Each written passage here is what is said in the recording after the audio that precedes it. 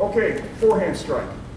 You index the baton on your shoulder, keep your lead hand up as a guard, and assembly swings palm up, striking the target in that fashion. With the last 4 inches of the baton, you don't want to teach your students to do this kind of thing. You want it, if this is where I want the baton strike to be, it's right there on the tip of the baton. That's where the power is. Power generation happens the last 4 inches. So it's from here, here, as opposed to here.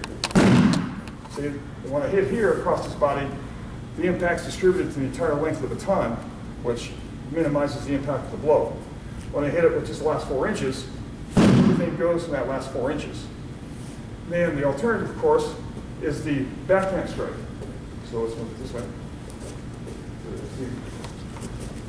And so again, index the baton here and come across and strike it with the last 4 inches of the baton. So I come up here, hit this way, and you want to use this to keep him away from you. So if he's a suspect and he's coming, and I want to keep him away, simply back up and keep him away from me, especially if he has a knife. Then we can combine the two.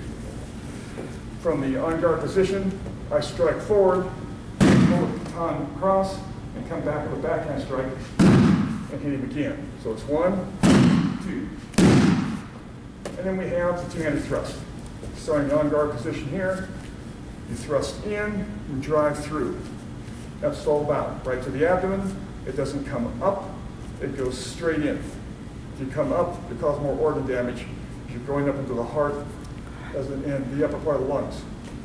And then, of course, you have the sternal scrape. You start out in this position, you come forward, I stop him, I rake down, I back off, he comes in again, that's when I deliver the blows. And of course, when we do this exercise, ultimately you want to end up with the person on the ground. So from here, I'll deliver 3 baton strikes, he goes down to the ground on the 3rd strike, and then we put him in a handcuffing position. So from here I go get down the ground, down the ground, down the ground, down the ground. Hands out the sides, palm up, look away from me, cross your ankles, raise your right hand higher. Don't move. Don't drop the baton. Don't put it under your arm. Put it in your baton holder or put it in your waistband. Move up, take out the cuffs. If I had handcuffs, I'd come up. The minute I touch his hand, cuff goes on. And then I have control of his arm, so when I get up here, I have control with the other hand. Bring it up to me. Other hand, please. There you go. We change hands, and we cuff. I caught in its holder. We'll put that down. I'm talking to him. We wind up in a grapple. When he comes in, he grapples with me around the waist.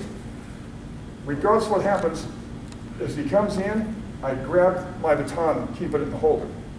If he has a hold of my baton, I keep a hold of his arm so he can't pull it out. As he comes in, so we're grappling here, I grab him by the head, I deliver the knee strikes.